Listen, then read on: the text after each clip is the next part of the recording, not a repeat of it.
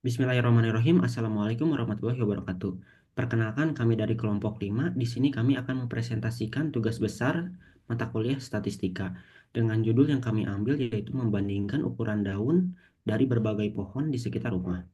Dengan anggota kelompok yaitu saya sendiri Fadi Ramdhani dan ditemani dengan teman saya yaitu Alif Fadlan Fadilah, Elang Andika Yuda Prawira, Muhammad Rizky Mardiansyah. Baik. Lalu, pendahuluan dataset yang digunakan pada analisis ini merupakan data yang didapat dengan melakukan observasi beberapa daun di sekitar rumah. Dataset ini berisi informasi mengenai panjang dan lebar daun. Pohon yang diukur daunnya yaitu pohon akasia, pohon pucuk merah, pohon kupu-kupu putih, dan pohon pepaya Jepang. Lalu cara membuat dataset ini dibuat berdasarkan pengukuran nyata dengan detail sebagai berikut. Pengukuran dilakukan pada 50 daun dari setiap individu, yang mana setiap orang mengidentifikasi 50 daun dari satu pohon. Daun ini berasal dari 4 pohon, yaitu pohon akasia, pohon pucuk merah, kupu-kupu putih, dan pohon papai Jepang. Sehingga total dataset mencakup pengukuran 200 daun. Parameter yang diukur adalah panjang dan juga lebar. Dataset ini memberikan gambaran rinci mengenai variasi ukuran daun beberapa pohon. Nah, data disimpan dalam bentuk XLS, XLSX untuk analisis lebih lanjut. Lalu analisis data akan disampaikan oleh Alif.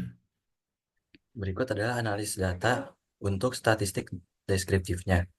Jadi di sini itu yang pertama untuk pohon akasia, panjang daun akasia menunjukkan distribusi data yang lebih dikit variatif dibanding lebar daun. Dan juga panjang maupun lebar memiliki distributif yang mendekati simetris yaitu atau skewness kecil dan juga cenderung lebih datar daripada distribusi normal. Modus dan median untuk kedua atribut tersebut berada di dekat rata-rata.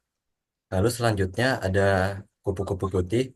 Untuk kupu-kupu putih itu panjangnya relatif kecil dari standar deviasinya itu adalah 1,740 cm dan jangkauannya itu 5,7 cm. Lalu untuk lebarnya sendiri memiliki variasi data yang lebih besar dibandingkan panjangnya. Untuk distribusinya sendiri hampir simetris juga dan untuk skewness-nya condong ke kanan. Lalu untuk yang ketiga yaitu pohon pucuk merah. Untuk panjang daun pucuk merah memiliki distribusi yang hampir simetris.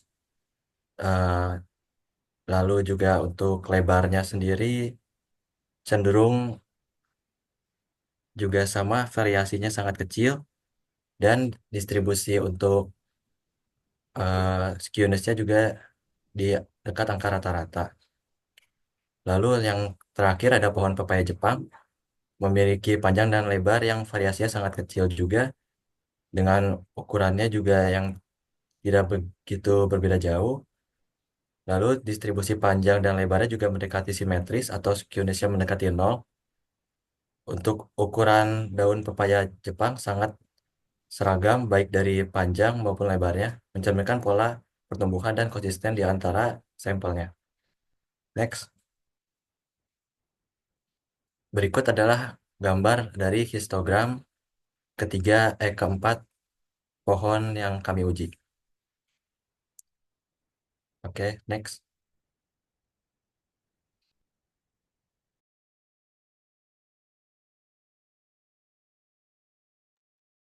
Untuk selanjutnya box plot. Eh, dari box plot ini kami dapat menyimpulkan bahwa untuk yang pertama, box plot panjang daun, variabilitas datanya yaitu akasia memiliki variabilitas atau IQR tertinggi, menunjukkan bahwa panjang daun akasia lebih beragam dibanding dengan 3 jenis daun lainnya. Kemudian pepaya Jepang memiliki variabilitas terendah, menunjukkan data panjang daun yang hampir seragam. Kemudian untuk median versus mean box plot panjang daun ini, yaitu pada akasia dan pucuk merah, meannya lebih tinggi dari median, menunjukkan skewness positif atau data cenderung memiliki ekor panjang di sisi kanan. Pada kupu-kupu putih dan pepaya Jepang, distribusi data lebih simetris. Kemudian yang kedua ada box plot lebar daun. Untuk kesimpulan yang dapat kami simpulkan yaitu variasi lebar daun, yaitu daun kupu-kupu putih memiliki variasi lebar daun tertinggi dengan rentan distribusi yang lebar. Daun pucuk merah memiliki variasi terendah, menunjukkan ukuran yang sangat seragam. Kemudian yang kedua distribusi datanya, kupu-kupu putih dan pepaya Jepang menunjukkan sedikit skewness positif, di mana rata-rata lebih tinggi dari median. Akasia dan pucuk merah menunjukkan distribusi data yang lebih simetris. Yang terakhir ada keseragamannya. Daun pucuk merah dan pepaya Jepang memiliki distribusi lebar daun yang paling homogen dibanding dengan akasia dan kupu-kupu putih. Terus selanjutnya, di sini ada scatter plot yang kami buat. Yang oranye untuk menunjukkan akasia, kemudian biru untuk kupu-kupu, ungu untuk, hijau untuk kupu-kupu putih, biru untuk pepaya Jepang, kemudian ungu untuk pucuk merah. Selanjutnya, Baik, selanjutnya di sini adalah hasil korelasi yang empat pohon itu. Jadi untuk gambar yang paling atas kiri itu adalah untuk panjang kupu-kupu, kupu-kupu putih maksud saya. Jadi nilai korelasinya itu sebesar 0,6567, menunjukkan adanya hubungan positif yang cukup kuat antara panjang dan lebar daun kupu-kupu putih. Hubungan positif berarti jika panjangnya bertambah, maka lebarnya juga cenderung bertambah dan sebaliknya. Untuk gambar yang di atas sebelah kanan, yaitu panjang pucuk merah, terlihat dari hasilnya sendiri nilai korelasi RR itu sebesar 0,05996, menunjukkan hubungan yang sangat lemah, hampir tidak ada hubungan antara panjang dan lebar pucuk merah. Kemudian untuk yang bawah sebelah kiri itu untuk pohon akasia, nilai korelasinya itu sebesar negatif 0,2558, menunjukkan hubungan negatif yang lemah antara panjang dan lebar akasia. Hubungan negatif berarti jika panjang bertambah, lebarnya cenderung sedikit berkurang. Tetapi hubungan ini tidak akurat. Jadi untuk daun akasia sendiri itu gambarnya kurang lebih panjang ya. Kemudian yang terakhir yaitu daun pepaya Jepang. Nilai korelasinya itu sebesar 0,9648, menunjukkan hubungan sangat kuat dan positif antara panjang dan lebar pepaya Jepang. Daun pepaya Jepang. Hubungan positif berarti jika panjang bertambah, maka lebar juga cenderung bertambah. Selanjutnya.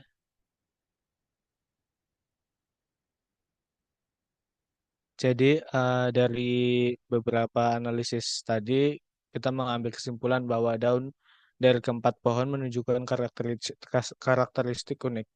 Akasia memiliki variasi panjang tertinggi dengan distribusi simetris, tetapi korelasi panjang dan lebar tidak signifikan.